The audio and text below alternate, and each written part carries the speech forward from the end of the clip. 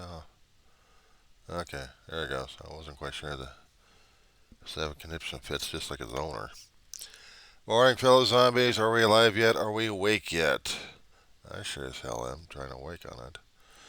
It's 4:15 in the morning, West Coast time. It is Tuesday, the 29th of October, 2024.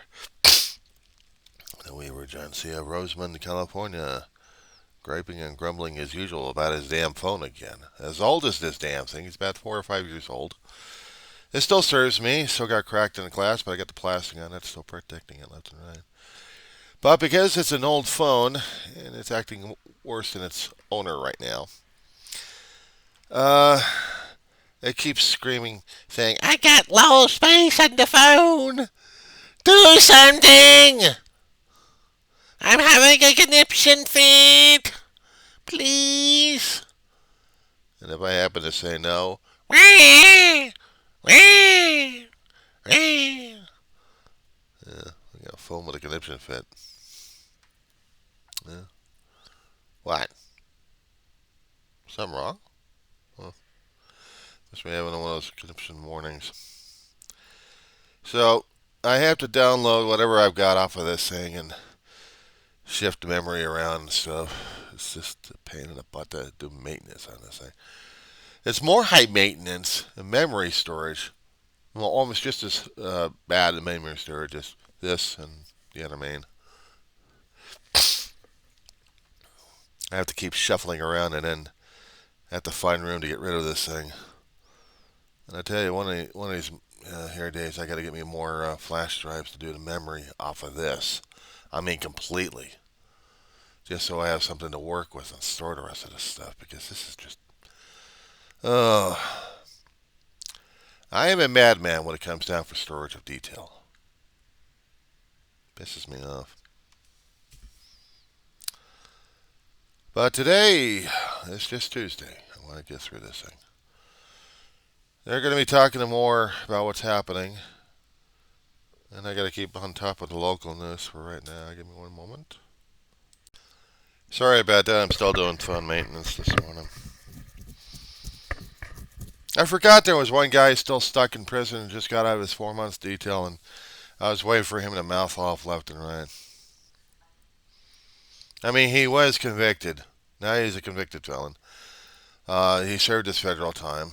He's out, and now he's got his conviction. I hope he's happy with it. You know, he kept mouthing up left and right and trying to be a big ass bully left and right with his mouth and trying to bully people left and right. And what the hell happens? He gets everything else screwed up. Damn it, wonderful. Well, somewhere in this damn chair, I am missing a pad. And I don't know where the hell I put it, a damn thing in. Give me a second here. Okay, so I was just listening to MSNBC Morning Joe, and they were talking to the former senior editor of the news department, who's who resigned a couple of days ago because of decisions made by the billionaire, and they lied about it. Bezos made it clear in his own editorial in the paper of his reasons. Not the main one. He was afraid of Donald Trump. He was afraid of the retaliation. He was afraid of the Washington Post being taken away. I mean, Bezos has been only head of it for about 11 years, taking control of it 100%, according to what the editor was saying on the Morning Joe. Bezos is not going to say it. Major newspapers have taken the stand of saying, no, I'm not. I'm not going to be leaning towards one candidate or another because we don't want a retaliation. We don't want our paper to go down. And because he lied to the public, he lost a lot of subscriptions to the Washington Post. It's one of those kind of newspapers that was a dogged journalist paper that you would that you would read to see what's happening in the field of politics. And they would be heavy on what the White House is doing, including Trump when he was in office. Sorry, since getting in the bathroom, taking care of a few things, I guess I get the allergies kicking in. Sorry about that. And it scared the billionaires to a point where if Trump gets in office and they're looking at the polls and they're afraid if Trump wins the election, they're afraid that the retaliation is going to be striking them down, even though they're billionaires. Doesn't matter. Trump will find a way to strike them down. But the thing is, how? I've been trying to figure that one out. The only way he's going to be able to do that is with the Congress slapping laws. Or we have court issues. We have attorneys going, actually, the weaponization. The Trumplicans like to use that in the Congress all the time. They call it weaponization of DOJ. So, my theory would have been DOJ would have been used going after the paper, going after the publisher. Congress would have been going after the publisher, making up so much false accusations. They didn't care about having evidence or hard facts, or maybe they would, but just to put the publisher on notice and everybody else looking at them and denigrate them. Excuse me. Denigrate them completely on stage of Congress. And his company being torn apart in the court systems for charges that may or may not hold up. But it doesn't matter. It's a publicity stunt that they're doing in order to get rid of him. See, court of public opinion. Change it around, change the opinion of people around, and you start losing confidence and starts a chain reaction. That's what they're afraid of, to a point where the paper would go under, including the LA Times and a few others who are owned by billionaires who are feeling it. And this is insane, but this is what's happening right now. This is happening before, a week and a half before the election happens. A week before the election happens. Today is Tuesday. Next Tuesday is it. Next Tuesday is what everyone is chewing on their fingernails. I still have mine needs to be clipped. But this is the thing that's going on. And now we get the push. The candidates are push, push, push, push, push. And the newspapers are chewing on their fingernails and chewing them off, probably.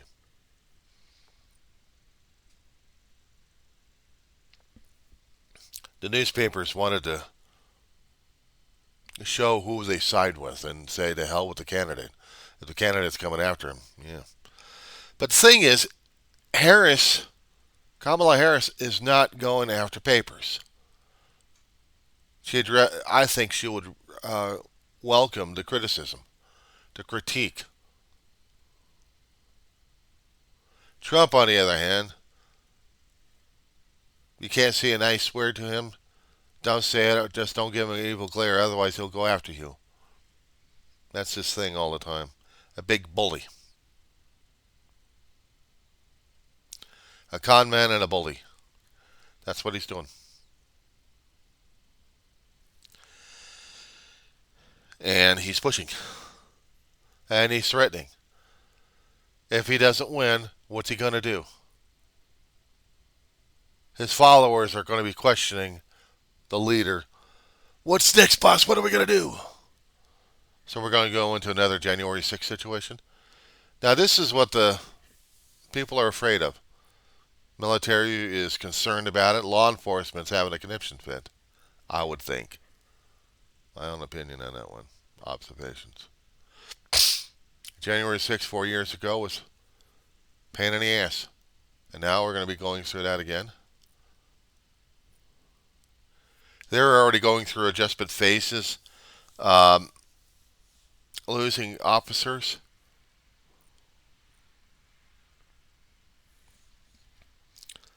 I'm hoping they've got their forces built up enough, but now the Congress is going to have to do something about the security, and so is President Biden. He's going to be outgoing, but he still has pull. If they can secure the area while they're doing their counting and making sure that nothing happens. But this is what we're coming to anyway. West Coast, we've got a nut job out there going at random polling places and burning down ballot boxes. And they're still looking for this joker. Oregon and Washington has already suffered a few, and they're tracking this guy's car. Once they got this guy's car pegged, and they already had videos of him, of the car itself, they're trying to find the guy. And they're hoping to get him. He's already committed federal crimes. He's already burned ballots. It's tampering. It's election tampering. I don't care what else they call it. It's not felony vandalism. It's a federal crime for doing electioneering. He's already damaging ballots. So now the county and state registrars are going to have to do what they can within a week or less to assist those who basically lost their power to vote. And this is a way to diminish power. What I'm seeing is I'm seeing a nut job out there doing a lone wolf routine. This is not coordinated. Guy's doing it to diminish power. I don't know what's with his head, but they're coming out in packs now. I misspoke in packs, but they are coming out. So disturbed what they're saying about the news, probably. My guess, my observation, that they're lashing out at the system. They're lashing out at people and anything else. So they're doing a lash out.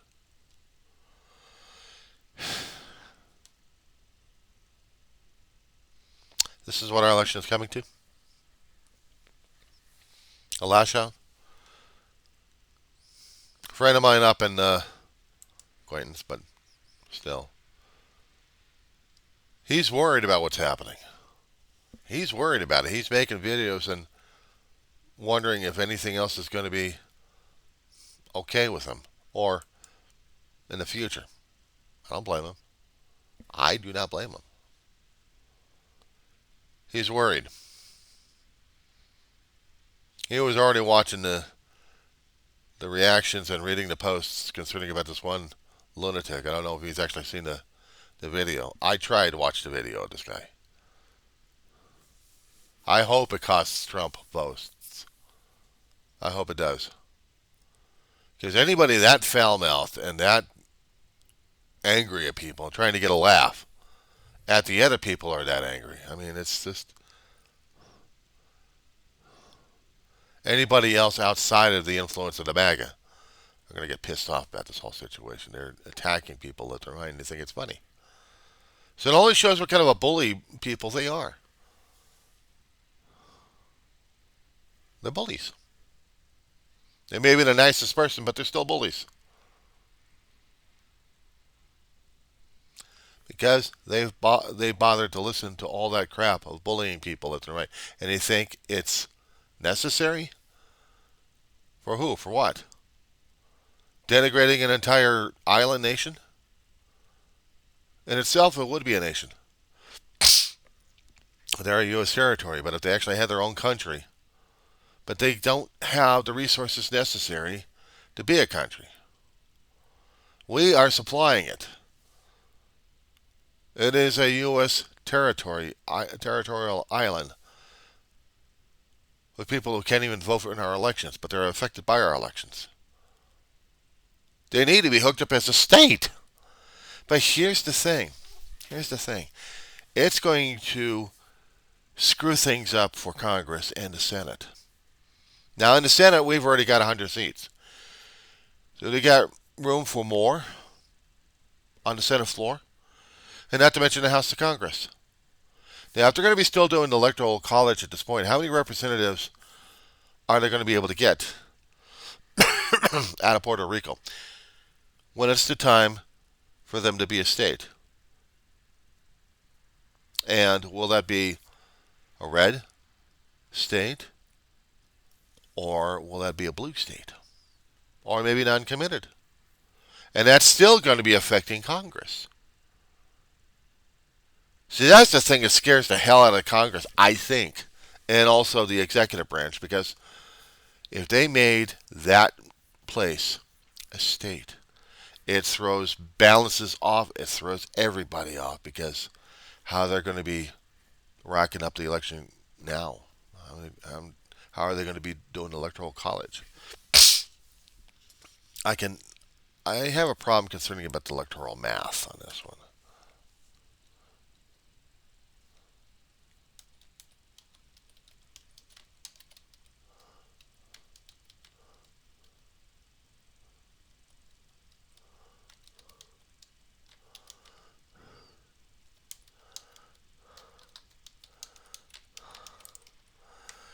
You know what she actually had on this thing? Artificial intelligence. But I won't be able to answer the question on this one. Now, they tried to put out a referendum back in 2020 on this one. They tried to talk about this one. Even some of the news stories, the major chains out there. What's the electoral math on this place? What if Puerto Rico actually does become a state within an administration? I don't think Trump's going to do it. Maybe Harris will do it. But it also depends upon if Congress is willing enough to process it. I need to ask another question on this one.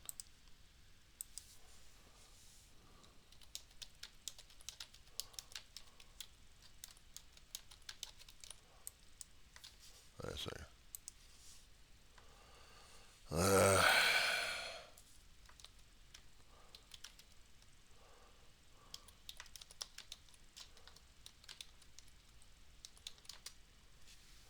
There's a process for getting into the union. Other people have been doing it. I'm just trying to see what official would be. There's a PDF file out there somewhere on this one, done by the Congressional Research Service. And statehood process and political status in U.S. territories, brief policy background. It's a 3-page document they've got. I just pulled it up. I haven't had a chance to look at it. But it's going to give us a lot of information about how to get a state in the union. So there's a long process. It also deals with the U.S. Constitution. Because the Constitution's everything in this situation. How to get it in. But it still depends upon the Congress and the executive branch at this point over here. It's not depending upon the Supreme Court, but it is depending upon Congress of admitting it in, not to mention having the executive branch get involved in the situation. 2 major portions of it. I'll save this one. It's important that I save this information and have it ready for my own thing because I still need to look at it. Now, in the event that they do get Puerto Rico in, as I said before, it's going to be screwing up. If there was any balance in the House of Congress and Senate, it's going to knock it off. Each state is allowed to have two senators, making it 100. If there's an independent state out there who decided one candidate is going to be independent, it's going to throw off the calculations left and right. Let's say, for example, California had an independent and a Democrat. And the Republican Party would have about 49 or 50. Actually, let's say they had a strong 50, okay? But we had an independent and we had a Democrat. Democrats couldn't have anything of a majority because the Democratic, because the Democratic seats would be 49 and the independent would be 1. So we will always have to constantly woo the independent to vote our way, and then have the vice president, president of the Senate, would make the tying run, depending on what party that they're leaning or party that they are.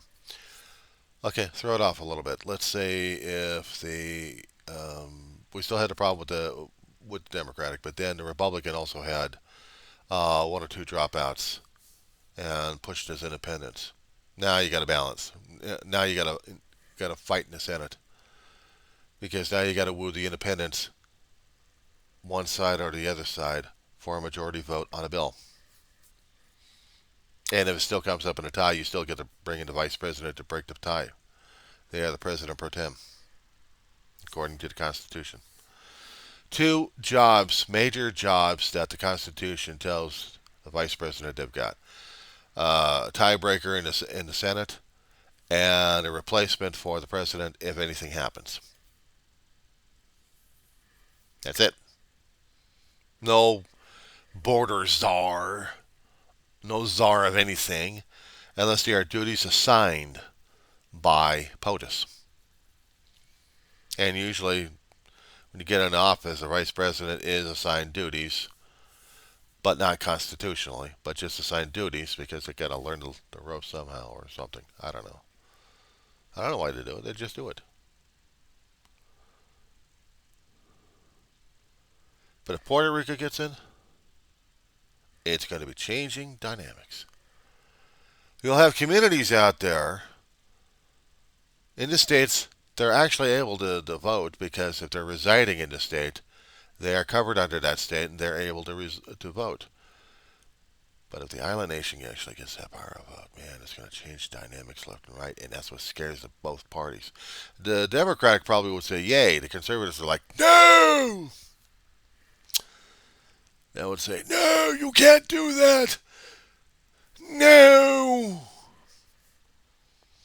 I think the Democrats would say, yeah, let's do it. Let's do it for the congressional seats we're going to be getting from Puerto Rico. Then the Senate will have 2 senators from Puerto Rico. And they will have strong opinions. Which means now the United States would have to really take care of a state. I'm hoping in my lifetime that happens. I like to see a state come back into the Union. Well, not come back, but enter into the Union. I missed it when Alaska got in. I think it was back in 59 or 58. And Hawaii, let me see. I need to see. I need to see this one. When did Hawaii? When did Hawaii come state? Okay, cool. Okay, 1959. Cool. Okay. Well before my time. Let me put in Alaska. Alaska was also in 1959 as well. How about that? So 2 states back in 1959 got in. How about that one? Well before my time. Well before my time. I'm glad they did.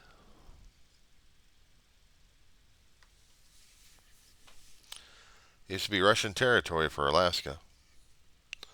But we got it, and and Russia got money out of us. Bought the state. We did. But Hawaii, we developed it. Or overdeveloped. Are we going to do the same thing for Puerto Rico? The thing is concerning about having a Caribbean state out there is we're going to be constantly fishing it out of the hurricane season. But we're doing that for the rest of the East Coast anyway. My tax money, my tax dollars are going to out of states. And the maintenance and whatever they need out of there. They're taking my federal dollars out of my pocketbook. How dare they? Here's the thing. They'll say the same damn shit for California when we get into a situation. And we have. We've already got this situation that's concerning about many fires because of climate change and the idiots out there starting fires. But we still got the climate change enabling that process right there. We got fires and we got floods. We also have a peninsula still trying to be stabilized. I haven't heard word about what was happening with that one. I gotta keep track of that. Last time I heard weeks ago, it was getting stabilized more. But is it enough for the thing not to fall into the ocean? I hope. I hope it doesn't fall into the ocean. It's unsettling seeing part of my state crumbling like that in the water.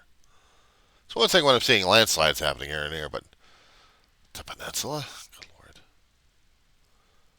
It's like part of my body falling apart or just falling off right now.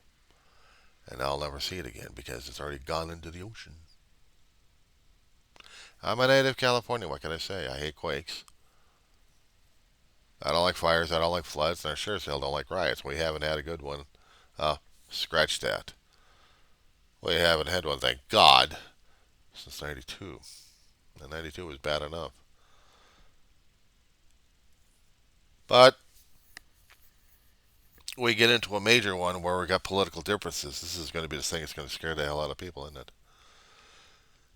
Would I prefer a riot concerning about sports fans winning a sports event? We get a national championship and people partying in the streets and trying to tear things apart. We get a national, let's see, we clinched a pennant to get ourselves into the World Series and already they're tearing the parties to Los Angeles. They want to party hardy like good LA fans, and yet they're going to destroy neighborhoods just to party down. Go figure. Go figure. Meanwhile, I'm going to see what's happening on 503 and see if the LA has been torn apart yet. So far, we got three games down against the Yanks. It's been a tough lead, but they're kicking ass.